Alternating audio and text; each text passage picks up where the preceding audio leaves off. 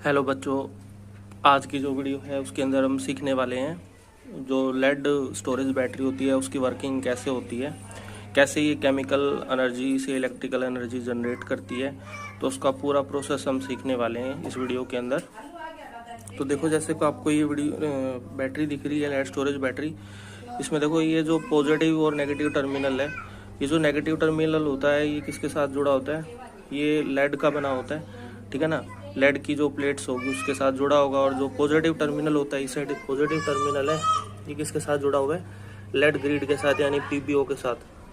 तो यहाँ पे ये जो 6 सेल दिख रहे होंगे आपको, 1 2 3 4 5 6, तो इसमें जो 3 सेल होते हैं वो लेड ऑक्साइड से लेड ऑक्साइड के होते हैं, यानी कैथोड का काम कर रहे हैं। और जो 3 है वो एलईडी का काम कर रहे हैं, यानी एनोड का काम कर रहा है। और ये गैल्वेनिक सेल है, तो इसमें हमें पता है एनोड नेगेटिव होता है, नेगेटिव, और कैथोड जो होता है वो पॉजिटिव होता है, ठीक है। तो जैसे इसमें केमिकल एनर्जी से इलेक्ट्रिकल एनर्जी बनेगी, तो बेसिकली क्या होगा, जो एनोड होता है एनोड पे ऑक्सीडेशन होगा, यानी जो लेड होगा इसके अंदर एसिड भी डाला जाता है H2SO4, और जैसे H2SO4 ब्रेक डाउन होगा तो लेड जो होगा, लेड क्या करेगा, सल्फेट से रिएक्ट करके उसका ऑक्सीडेशन हो जाएगा। जैसे आपको वर्किंग दिख रही होगी, ये लेड जो होता है ना, इस सल्फेट से रिएक्ट करके क्या बना देगा, PbSO4, यानी इसका क्या हो जाएगा, ऑक्सीडेशन।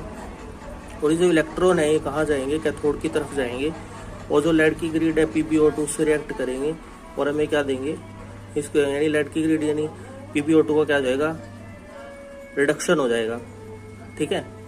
और साथ में हमें क्या, देखो यहाँ पे कैथोड पे आपको दिख रहा होगा भी, हमें साथ में SO4 के साथ रिएक्शन करवानी पड़ रही है। तो दोनों एनोड और कैथोड में क्या होता है, सल्फेट आयन से रिएक्शन होती है, और साथ में इसको हम बैलेंस करते हैं तो ओवरऑल रिएक्शन क्या होती है। देखो H2SO4 जो आपको दिख रहा है ओवरऑल रिएक्शन के अंदर, ये कंज्यूम हो जाएगा और हमें क्या मिलेगा, वाटर। यानी जैसे जैसे ये एनर्जी प्रोवाइड कर रहा है इलेक्ट्रिसिटी, तो पानी भी बन रहा है साथ में, ठीक है।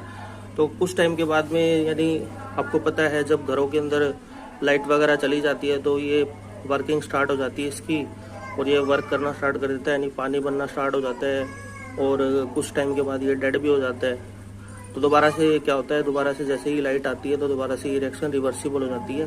तो यानी ये एक इलेक्ट्रोकेमिकल सेल की से इलेक्ट्रोलाइटिक सेल में कन्वर्ट हो जाता है। जैसे ये बाहर से हम इसको इलेक्ट्रिकल करंट दे रहे हैं, जैसे देखो आपको ये वायर दिख रही होगा ना, देखो ये किससे कनेक्ट है, ऊपर मतलब ये इलेक्ट्रिसिटी से कनेक्ट है। जैसे ही लाइट चली जाती है ना, लाइट आती है तो दोबारा से ये सेल रिवर्स हो जाता है, वो वर्किंग स्टार्ट कर देता है, अपने दोबारा से एनर्जी जनरेट करना स्टार्ट कर देता है, ठीक है। तो ये जब वर्क कर रहा होता है तो ये केमिकल एनर्जी से इलेक्ट्रिकल एनर्जी देता है, इलेक्ट्रोकेमिकल की तरफ